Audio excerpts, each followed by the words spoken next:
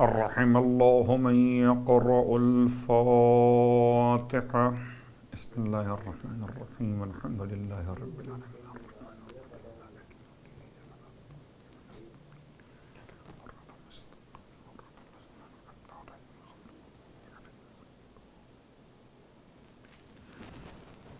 اللهم صل على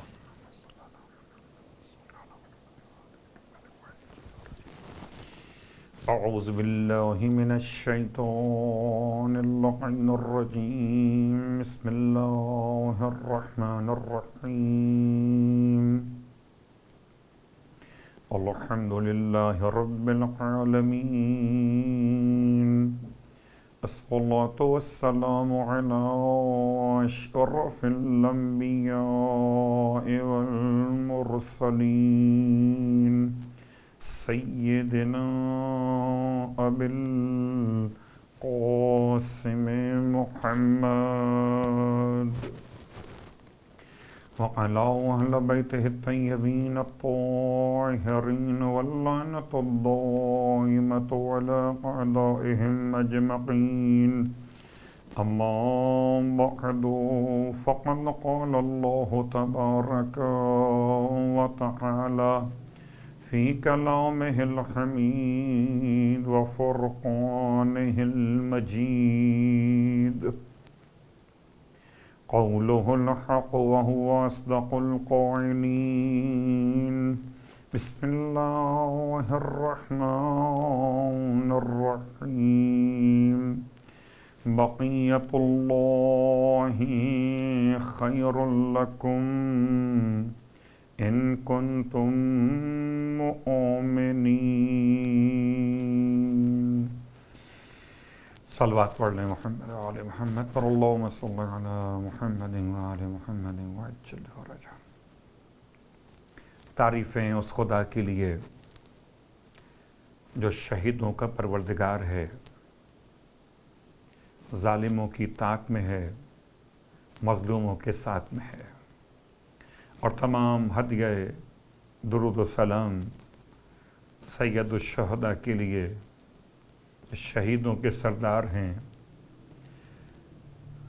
آزاد انسانوں کے باپ ہیں، ان کے لیے، ان کے آباء و اجداد کے لیے، اور ان کی اولاد طیبین و طاہرین کے لیے. الحمدللہ الذی جعلنا من المتمسکین بالقرآن العظیم واجعلنا من المتمسکین بولایت علی بن ابی طالب علیہ السلام. عظم اللہ اجورنا واجورکم بمصابنا بالحسین علیہ السلام وجعلنا وإياكم إن شاء الله من الطالبين بصأره مع وليه الإمام المهدي من آل محمد عليهم السلام. اما بعد، محرم الحرام 1443 سن ہجرت، عشرہ محرم الحرام کی 7ویں مجلس آپ سماعت فرما رہے ہیں. عنوان زمانہ اور امام زمانہ علیہ السلام. بقیت اللہ خیر لکم ان کنتم مومنین. کل آپ کی خدمت میں بات یہاں تک مکمل ہو رہی تھی کہ شیخ الانبیاء اور شیخ الاوصیاء دونوں میں جو شباہتیں جمع کی جا سکتی ہیں، یعنی کہ شیخ الاوصیاء میں وہ کون سی باتیں جو شباہت شیخ الانبیاء ہیں، ان میں سے ایک طول عمر، دوسرا زمین کو ظلم و جور سے پاک کر دینا، جیسے نوح علیہ السلام نے زمین کو ظالمین سے اور فاجرین سے پاک کیا تھا. اور تیسرا جناب نوح علیہ السلام کے زمانے کی طولانیت کشادگی کے اعتبار سے فرج مسجد کوفہ کی زیارات میں خدا مجھے اور آپ کو نصیب کرے انشاءاللہ العزیز۔ مسجد کوفہ کا جناب نوح علیہ السلام سے کیا تعلق ہے اور امام زمانہ علیہ السلام سے کیا رشتہ ہے، یہ بات یاد دلا دوں کہ مسجد کوفہ ان 4 معتبر مساجد میں کہ جن کے لیے خاص طور سے سورہ والتین میں خدا نے قسم کھا کر اعلان عظمت انسان کیا، یعنی کہ مسجد کوفہ جناب نوح علیہ السلام کا گھر کہا جاتا ہے۔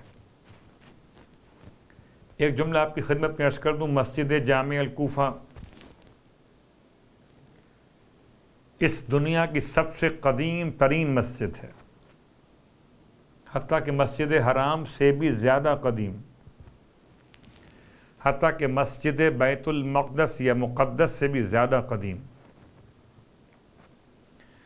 جس مسجد کو حضرت آدم علیہ السلام نے اپنے زمانے کے لحاظ سے اس کی حدود کو معین فرمایا، اس کو اس طرح سے مخصوص کیا خط کھینچ کر کہ مسجد قرار پائی۔ مسجد کوفہ میں 11 مقامات زیارت ہیں، ان 11 مقامات میں سے ایک مقام جناب نوح علیہ السلام کا۔ جناب نوح علیہ السلام کے حوالے سے، اور جیسا کہ جو لوگ مغفرت والدین کی نماز پڑھتے ہیں ان کی خدمت میں عرض کر دوں، اور جو نہیں پڑھتے ہیں ان کی خدمت میں پھر درخواست کروں کہ پڑھنا شروع کر دیں، نماز مغفرت والدین۔ اگر والدین دونوں انتقال کر چکے تب بھی پڑھ سکتے، کسی ایک کا انتقال اور ایک حیات ہو بھی تب بھی پڑھ سکتے، اور اگر بالکل بات تھوڑا آگے بڑھا کے بیان کروں تو اگر دونوں حیات ہوں تب بھی پڑھ سکتے،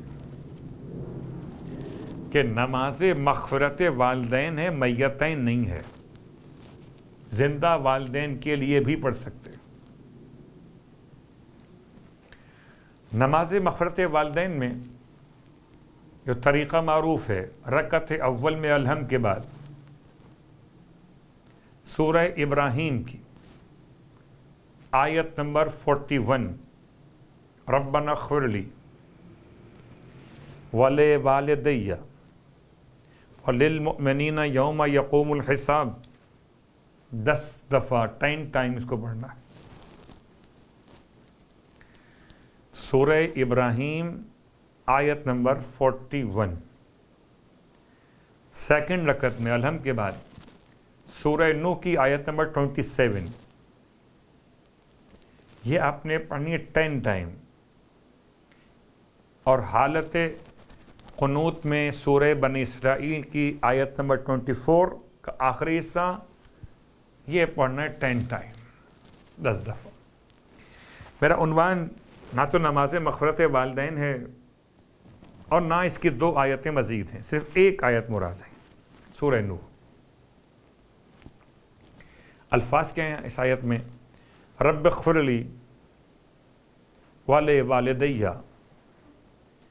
وللمؤمنین یوم رب اغفر لی ولوالدی ولمن دخل بیتی مؤمنا وللمؤمنین والمؤمنات۔ پھر دوہرا دیتا ہوں، رب اغفر لی ولوالدی ولمن دخل بیتی مؤمنا وللمؤمنین والمؤمنات۔ ترجمہ آپ کی خدمت میں کر دوں، جناب نوح علیہ السلام رب کی بارگاہ میں دعا مانگ رہے ہیں۔ ایک دعا آپ نے کل سنی، رب لا تذر علی الارض من الکافرین دیارا۔ ایک دعا سن لیجئے، اے خدا مجھے بخش دے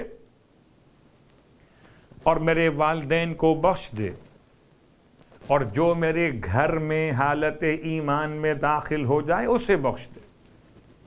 عجیب بات، میرے گھر میں داخل ہو جائے تو آپ کا گھر، یعنی بخشش کی دعا کے لیے کہ آپ کے گھر میں آنا ضروری ہے۔ اور کیا دعا کا انداز ہے، اللہ اکبر، بالکل سمجھیے جیسے امام جعفر صادق علیہ السلام کے دعا مصلی پر زائرین ابا عبداللہ کے لیے آپ رو رو کے دعا مانگ رہے ہیں، جو زوار قبر ابی عبداللہ انہیں بخش دے، جو وہاں پہنچ جائیں انہیں بخش دے۔ یہ فرماتے ہیں جو میرے گھر میں پہنچ جائیں اسے بخش دے۔ تو اب آپ کا گھر کون سا ہے؟ جو لوگ تشیع پر الزام لگاتے ہیں، اتہام رکھتے ہیں کہ ہم انبیاء کو نہیں مانتے، آپ ان دوستوں سے کہیے کہ زیارت وارثہ پڑھ لیجئے، السلام علیک یا وارث آدم صفوت اللہ۔ اگر انبیاء کو مانتے ہی نہیں تو انبیاء کا وارث آقا حسین کو کیوں کہہ کے سلام کرتے؟ اور اسی تسلسل میں السلام علیک یا وارث نوح نبی اللہ، سلام و آپ پر اے نوح نبی اللہ کے وارث ابا عبداللہ۔ تو نوح علیہ السلام کے اس دعا کے ذیل میں سوال ذہن میں آتا ہے کہ نوح علیہ السلام کا گھر کون سا ہے، جس کے لیے آپ نے خدا کی بارگاہ میں فرمایا کہ پروردگار جو میرے گھر میں حالت ایمان میں داخل ہو جائے اسے بخش دے۔ تو عالم اسلام سے پوچھ لیتے ہیں، عالم اسلام بتا دے کہ نوح علیہ السلام کا گھر کہاں پر ہے۔ اور اگر عالم اسلام نہ بتا سکے تو آئیے اہل ایمان سے پوچھ لیجیے۔ ہر بچے کو یاد ہونا چاہیے کہ نوح علیہ السلام کا گھر ہے مسجد کوفہ، جو قرآن کی آیت میں آیا کہ اسے بھی بخش دے جو میرے گھر میں حالت ایمان میں داخل ہو جائے۔ اور رہا مسئلہ روایات کی روشنی میں، تو امام جعفر صادق علیہ السلام ارشاد فرماتے ہیں اللہم صلی علی محمد وعلی محمد، والا فرماتے ہیں کہ اگر کوئی 100 مرتبہ بھی مسجد کوفہ میں داخل ہو حالت ایمان میں تو خدا اسے 100 مرتبہ ہی بخش دیتا ہے۔ رب اغفر لی ولوالدی ولمن دخل بیتی مومنا۔ تو نوح علیہ السلام کے 2 عنوان بن رہے ہیں، ایک گھر، ایک کشتی۔ جو کشتی میں آ گیا نجات پا گیا، جو گھر میں آ گیا بخشا گیا۔ امام زمان کا گھر کون سا؟ مسجد سہلہ، کل آپ نے سنا تو یاد ہوگا انشاءاللہ۔ مسجد سہلہ معظم، مسجد مقدس امام زمان، امام کا گھر۔ تو امام کا گھر مسجد سہلہ، جناب نوح علیہ السلام کا گھر مسجد کوفہ۔ جو گھر میں آ جائے اسے بخش دے، اور جو کشتی میں آ کر بیٹھ جائے اسے نجات مل جائے۔ تو نوح علیہ السلام کی شباہت شیخ الانبیاء ہونے کی حیثیت میں امام زمانہ علیہ السلام کی ذات مقدس۔ آپ نے کشتی نجات بنائی ہے، اور کشتی نجات بنانے کے بعد کشتی کہاں بنائی، کشتی کب چلی، کیسے چلی، کس کے نام سے چلی اور کس کے نام سے رکی، یہ تمام باتیں اپنے مقام پر ایک پورا عنوان ہے۔ اور میرا عنوان جناب نوح کی شخصیت مکمل نہیں ہے، یہ شباہت کو بیان کرنا ہے۔ تو نوح علیہ السلام جب کشتی بنا رہے تو ایک مسئلہ پیش آیا۔ سب سے پہلا مسئلہ پیش یہ آیا کہ کشتی بنانے کے لیے آپ کے پاس افرادی قوت کم پڑ رہی ہے۔ بنانی ہے بڑی کشتی، یعنی آج کے دور میں کہیں بڑا جہاز پانی کا، کوئی بہت بڑا شپ بنانا ہے، اس لیے کہ جن افراد کو بچانا مقصود ہے. چلیے مثال میں اس طرح سے عرض کروں آپ کی خدمت میں کہ زمین کربلا اطراف و اکناف عالم سے لوگ بڑھ کے چلے آتے ہیں، وہ زمین ایسا لگتا ہے جیسے پھیلتی جا رہی ہے ایک چھوٹی سی جگہ کربلا، ایک چھوٹا شہر کربلا، مگر جب اطراف عالم سے لبیک یا حسین کہہ کر لوگ آتے ہیں تو زمین لگتا ہے جیسے اپنی باہوں کو پھیلا دیتی ہے. عجیب بات ہے نہیں کہ ایک بچہ ہو ماں کی گود میں تو وہ بھی گود کے اندر ہے، اور 4 بچے ہوں تو ماں سب کو سمیٹ لیتی ہے. زمین کربلا. اب کشتی بنانی ہے ایسی کہ اگر کوئی آ جائے تو ایسا نہ ہو کہ جگہ ختم ہو گئی. کشتی ایسی ہو جس میں گنجائش ہو. اب میں کیا مثال دوں، کبھی کبھی ہم کہتے تھے کہ سائز کے لحاظ سے کپڑے، اب ایک لفظ استعمال ہو فری سائز، یعنی اس میں گنجائش ہے کہ اس کو اگر آپ کا سائز اس سے بڑا ہے اس کے دیکھنے کے سائز میں تو یہ اس میں گنجائش ہے، یہ فری سائز ہے، یہ آپ کے آ سکتا.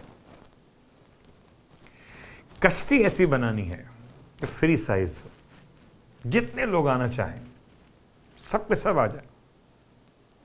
کیونکہ آپ نے دعوت نامے جو بھیجے ہیں یا آواز جو دی ہے تو آواز میں یہ تو نہیں فرمایا تھا کہ بس 4 لوگ آئیں، 6 نہیں آئیں، 6 آئیں، 8 نہیں آئیں، 8 ہیں، 10 نہیں آئیں. نہیں، آپ نے فکر موجود نہیں کی تھی. یہ تو اگر ساری کی ساری دنیا کے کافر بھی کلمہ پڑھ کر کشتی میں آنا چاہتے تو کشتی سب کو اپنے اندر سمو لیتی. تو لوگوں نے کشتی میں آنے سے انکار اس لیے نہیں کیا کہ کشتی میں جگہ نہیں تھی، انکار اس لیے کیا کہ کشتی سے بغض تھا، کشتی سے دشمنی تھی. یہ کشتی ہدایت تھی. اللہ اکبر. جناب نوح علیہ السلام نے، اب غور کیجئے گا، اگر نوح علیہ السلام اپنی کشتی کے لیے فیگرز معین نہیں کرتے تو امام زمانہ علیہ السلام کے انصاران کی فیگر آپ کیسے معین کر سکتے ہیں؟ آپ یہ کہہ سکتے ہیں کہ ویلکم کرنے والے امام کی طرف سے وہ 313 ہوں گے. امام کی طرف سے تمام تر آنے والوں کو سروسز دینے والے، ان کا سیکیور کرنے والے، ان کو نئے نظام کے لحاظ سے متعارف کرانے والے وہ 10,000 ہوں گے مثلا. لیکن یہ تو ممکن نہیں ہے نا. آپ یہ کہیں کہ بس امام زمان کے ہاتھ پر بیعت کرنے والے 4 ہوں گے، 40 ہوں گے، 400 ہوں گے، 4 لاکھ ہوں گے. نہیں، کوئی فکر نہیں. کہ کشتی نجات دعوت عام ہے. اور اگر یہ بات وہاں تک سمجھ میں نہیں آئے تو چلیے یہاں گھر میں دیکھ لیجیے. بڑی معذرت بعض احباب سے کہ جو فرش ازا بچھانے میں بخل سے کام دیتے ہیں کہ بھئی اتنے لوگ آئیں، بس آپ کا کام فرش ازا بچھانا ہے، باقی جس کا نصیب ہے وہ آئے گا. جیسے کربلا پھیل سکتی ہے ایسے فرش ازا بھی مثل آغوش مادر کے پھیل سکتا ہے.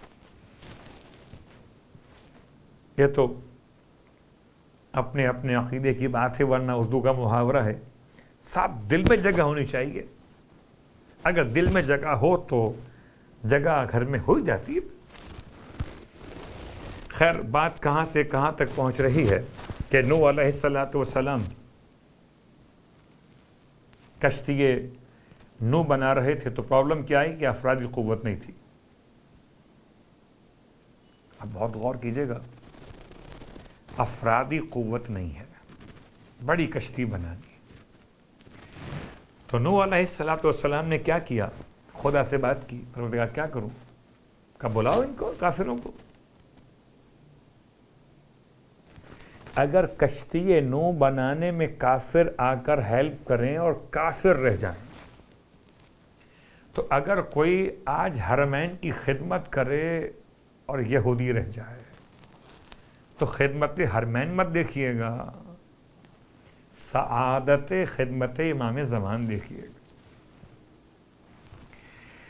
اچھا مسئلہ ہوتا ہے کہ جب کسی کو بلائیں کسی کام کے لیے تو آپ کو اس کو دینی پڑتی اجرت۔ اب نوح علیہ السلام کو اتنے لینڈ لارڈ نہیں تھے کہ وہ ان کو ڈالرز میں پیسے بانٹتے، یورو میں بانٹتے، پاؤنڈ میں بانٹتے، کیا دیتے، کیا نہ درہم، نہ دینار، نہ ریال، نہ روپیز، کچھ نہیں آپ کے پاس۔ آپ نے خدا سے بات کی، گھبراؤ مت۔ یہ جو کشتی کی لکڑی کاٹیں گے، اس کی صفائی کریں گے، اس کے جو پیسز نکلیں گے جو کارآمد نہیں ہوں گے، ان کو ہم سونے اور چاندی میں تبدیل کر دیں۔ یعنی بچا ہوا برادہ کہہ لیجئے، ڈسٹ کہہ لیجئے، وہ جو لکڑی کے پیسز نکلیں گے جو ضائع ہونے والے ہوں گے، ان کو جلانے کے بجائے یہ لوگ اپنے استعمال میں لائیں گے، سونے اور چاندی میں بدل جائیں گے۔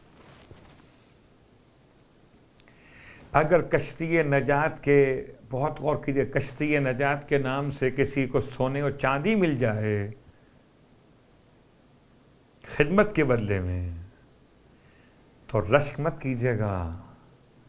کشتی میں بیٹھنے والے غریب لوگ تھے، کشتی بنانے والے وہ سونے اور چاندی لے کے جا رہے تھے کشتی بنانے کی اجرت کے طور پر۔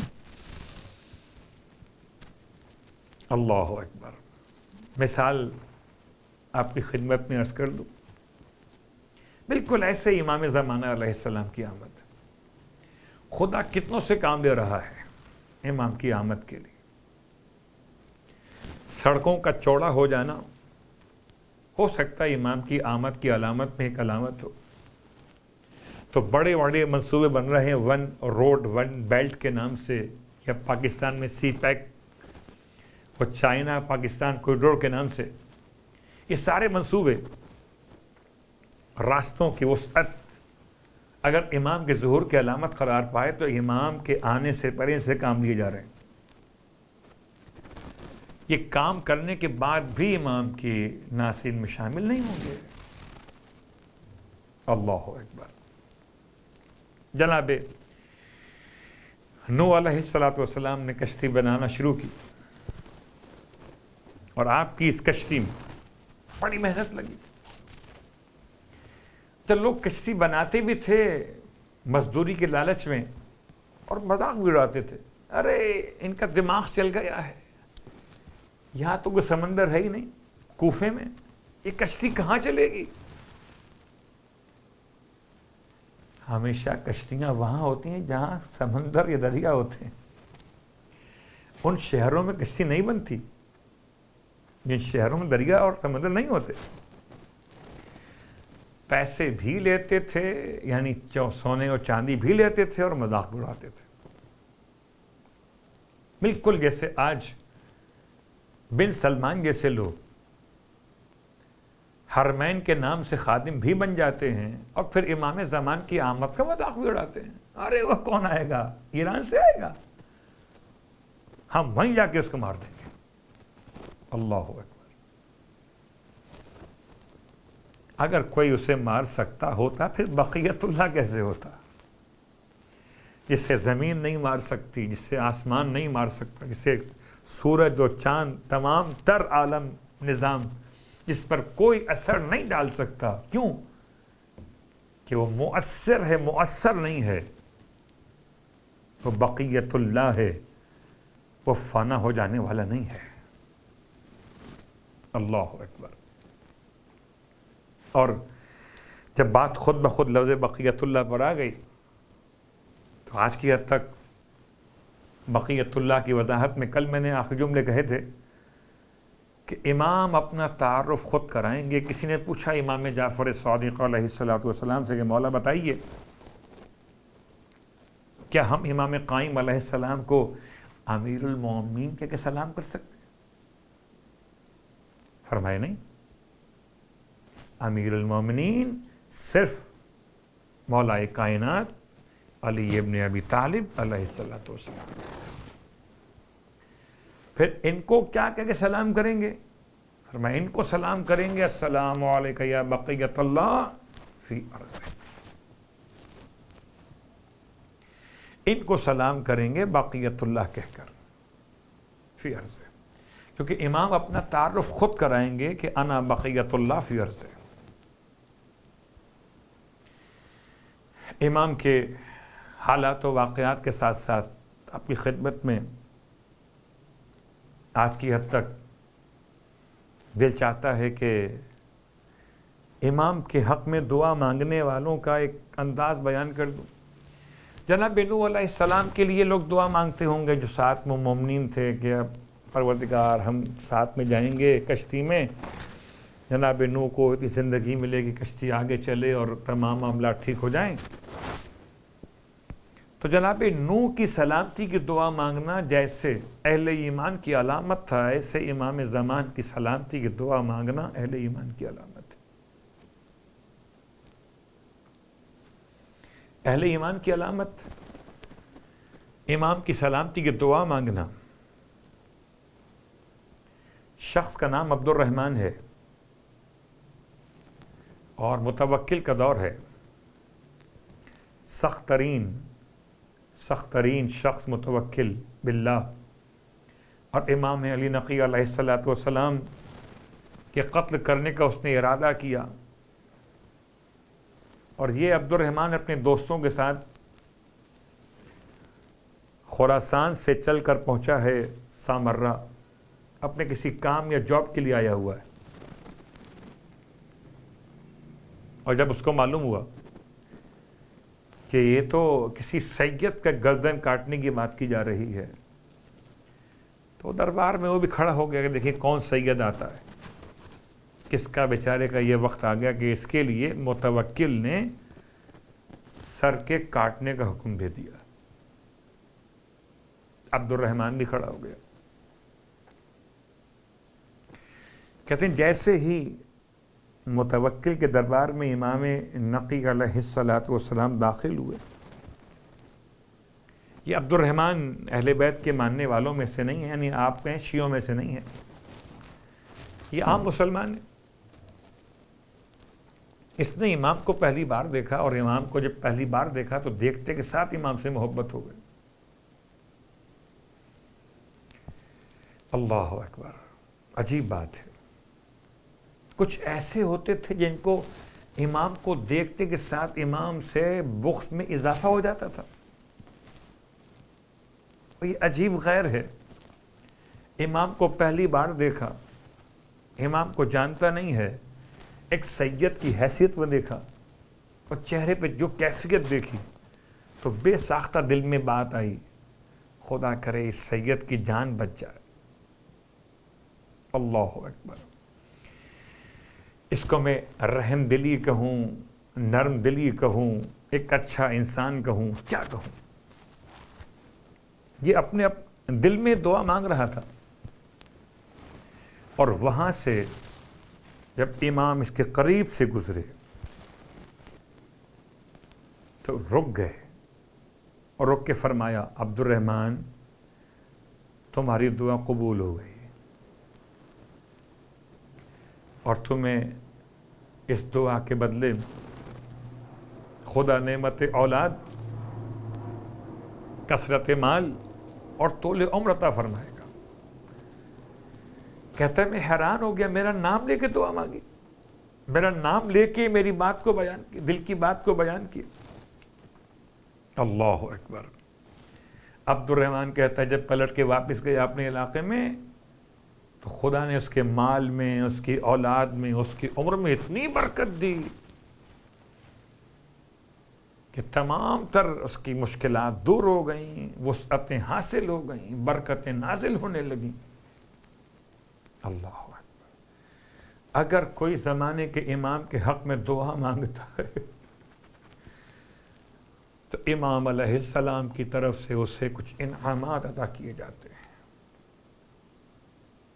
جیسے میں پرسوں بیان کر رہا تھا آپ کی خدمت میں علی مشہدی کا واقعہ.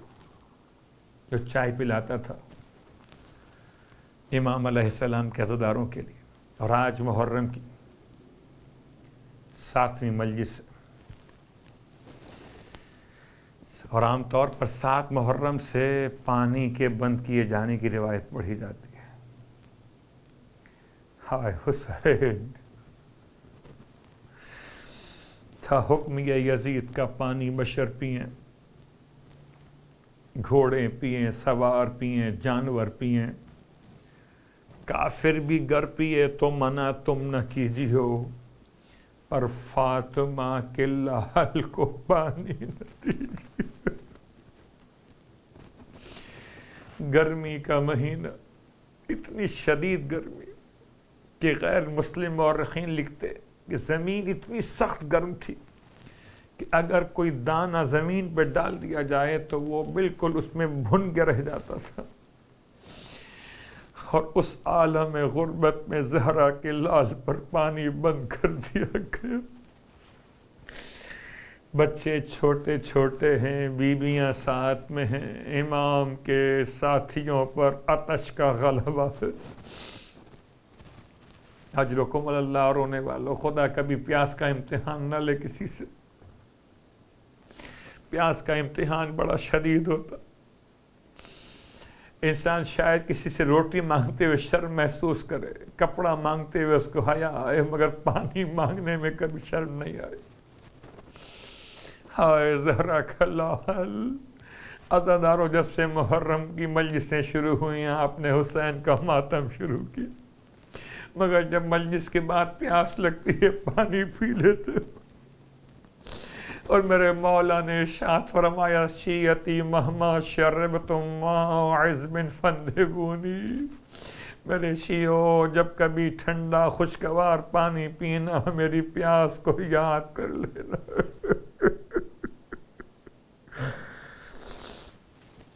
اتنا اجر و ثواب رکھا گیا. اگر کوئی پانی پی کر ابا عبداللہ کے لیے سلام پیش کرے، ابا عبداللہ کے قاتلین پہ لعنت کرے، 6 لاکھ نیکیاں اس کے نام اعمال میں، 6 لاکھ گناہ اس کے مٹا دیے جاتے ہیں، 6 لاکھ درجات اس کے بلند کیے جاتے ہیں. اپنی عادت بنا لیجئے کہ جب بھی پانی پیا کیجئے تو امام کی پیاس کو یاد کیا کیجئے. شکر خدا کے بعد السلام علیکہ یا ابا عبداللہ. اجرکم اللہ. رونے والو، جب پیاس کا تذکرہ ہوا مجھے ایک اور پیاسا شہزادہ یاد آیا. ارے یہ 13 سال کا شہزادہ ہے جو اپنے چچا کی خدمت میں بار بار آتا تھا، چچا مجھے بھی مرنے کی رضا عطا کر دیجئے. امام بھتیجے کو سینے سے لگاتے تھے، اتنا روتے تھے کہ روتے روتے غش آ جاتا تھا. شہزادہ پریشان ہو کر مولا کی خدمت سے ماں کی خدمت میں آتا، اور ماں جب کہتی ہے بیٹا اب تک کیوں نہیں گئے، اب تک قربان نہیں ہوئے، تو بچہ کہتا تھا ماں میں بار بار جاتا ہوں مگر چچا مجھے سینے سے لگا کے رونا شروع کر دیتے ہیں. ہائے ایسے میں جناب ام فروہ کو وہ وصیت یاد آئی. اپنے بیٹے قاسم کے قریب آئیں، اس کے بازو پر بندھا ہوا تعویذ کھول کر حوالے کیا، جاؤ چچا کے پاس، شاید تمہاری مشکل آسان ہو جائے. قاسم وہ لیے ہوئے تعویذ کو خدمت امام میں پہنچے. امام نے جیسے ہی تعویذ کی تحریر کو دیکھا اپنے بھائی کی یاد میں گریہ کرنے لگے. کبھی تحریر کو آنکھوں سے لگاتے تھے، کبھی ہونٹوں سے مس کرتے تھے، کبھی بوسے لیتے تھے. ہائے رخ کرتے تھے مدینے کا، رو کے فرماتے تھے بھیا ہمارا خیال ایسے وقت میں بھی آپ کو رہا. اس پہ کیا لکھا تھا؟ اس پہ لکھا تھا یا بنی قاسم ادرک امک الحسین. میرے بیٹے اپنے چچا کا ساتھ نہ چھوڑنا ہے میرے بیٹے قاسم. امام روتے روتے بے ہوش ہو گئے. ہوش میں لائے گئے۔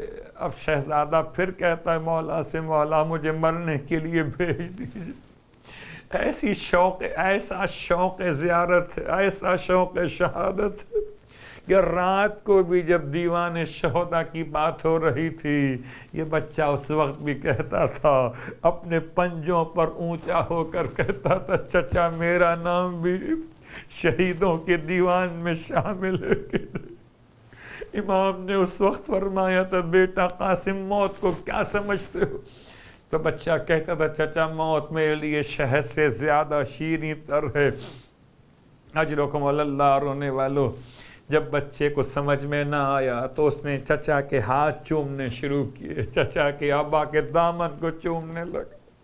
جناب ام فروہ پس پردہ خیمہ کے روتی تھیں، آقا میرے وارث اگر موجود ہوتے تو مجھے یہ زحمت نہ ہوتی، کیا بیواؤں کا فدیہ قبول نہیں کیا جاتا؟ امام نے دعا دے کے قاسم کو کس طرح روانہ کیا، ارے گود میں اٹھا کے گھوڑے پہ بٹھایا، پہلے گریبان قاسم کو چاک کیا، امامے کے دو طرف تحت الحنک کو لٹکا دیا۔ یہ طریقہ تھا یتیمی کے آثار بنانے کا۔ شاید مولا چاہتے تھے کہ کوئی قاسم کی طرف ہاتھ اٹھائے تو یتیم سمجھ کے ہاتھ کو روک لے، یا کم از کم ہلکی ضربت پہ آ جائے، ہائے حسین۔ اپنے ہاتھوں سے قاسم کو بٹھا کر روانہ کیا۔ ارزق شامی کے بیٹے مقابلے پر آئے، چاروں کے چاروں کو واصل جہنم قاسم نے یکے بعد دیگرے کر دیا۔ آخر میں ارزق شامی اس طرح سے جیسے کوئی ہاتھی چلا آتا ہو، کسی بہت ہی چھوٹے وجود کو مسلنے کے لیے قاسم کے مقابلے پر آ رہا تھا۔ امام در خیمہ کے قریب آئے، بھابی دعا کیجئے کہ خدا ماں کی دعا قبول کرتا ہے، ہم بھی دعا کرتے ہیں۔ پھر امام فرماتے تھے، پروردگار میں اپنے قاسم کی لاش کو اٹھا لوں گا، مگر اس ظالم کا غرور میرے قاسم کے ہاتھوں خاک میں ملا دے۔ امام کی دعا چلی، ماں کی دعا چلی، ہائے غربت حسین۔ بچہ کامیاب تو ہو گیا مگر چاروں طرف سے مل کر گھیر لیا گیا۔ کوئی تلوار مارتا تھا، کوئی تیر مارتا تھا، زخموں سے چور ہو کے گرنے لگا، آواز دی، یا اماں علیکہ منی السلام، چچا میرا آخری سلام باز کہتے ہیں۔ شہزادے نے سلام کے بجائے مدد کی درخواست کی، یا اماں ادرکنی، چچا میری مدد کو آئیے۔ حسین اس عالم میں چلے کہ لشکر یزید کی صفیں تتر بتر ہو کے رہ گئیں، کچھ دائیں بھاگنے لگے، کچھ بائیں بھاگنے لگے۔ کبھی دائیں طرف سے آواز آتی تھی، یا اماں ادرکنی، کبھی بائیں طرف سے آواز آتی تھی، یا اماں ادرکنی۔ جب چچا کا چہرہ دکھائی نہ دے سکا تو بچے نے تیسری بار کہا، یا اماں ادرکنی، اماں میری مدد کو آئیے۔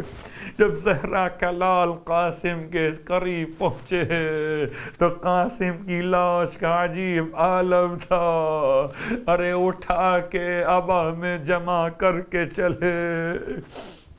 جیسے ہی در خیمہ کے قریب پہنچے، آواز دی، بھابی آئیے، آپ کا قاسم واپس آ گیا، مگر قاسم دکھائی نہیں دیتا۔ جیسے امام نے ابا کو رکھا زمین پر، اسے کھولا گیا، قاسم کی لاش تھی۔ ماں گر پڑی قاسم کے چہرے کے قریب، پیشانی چوم کے کہتی تھی، بیٹا دادی زہرا کو سلام کہہ دینا، کہنا بیوہ کے پاس ایک ہی فدیہ تھا، اگر زیادہ بھی ہوتے سب کے سب قربان کر دیتی۔ الوداع قاسم۔ اللہ ولعنۃ اللہ علی القوم الظالمین، وسیعلم الذین ظلموا أی منقلب ینقلبون۔ بار اللہ واسطہ محمد و آل محمد کا ہماری اس عبادت کو اپنی بارگاہ میں قبول و مقبول فرما۔ بار اللہ واسطہ محمد و آل محمد کا پروردگار شہزاد قاسم کا واسطہ ہماری موت کے وقت ہمیں پیاس کی تکلیف سے محفوظ فرما۔ شہزاد قاسم کا واسطہ شہادت کی شوق اور ذوق میں ہمیں شہادت کا مرتبہ نصیب فرما۔ اپنے امام علیہ السلام کے قدموں پر ہمیں اپنی جان قربان کرنے کی توفیق عطا فرما۔ امام زمانہ علیہ السلام کے ظہور میں تعجیل فرما۔ ہم سب کو امام علیہ السلام کے ادنا ترین خدمت گزاروں میں شامل فرما۔ ربنا تقبل منا انک انت السمیع العلیم بجائے محمد وآلہ المعصومین برحمتک یا ارحم الراحمین۔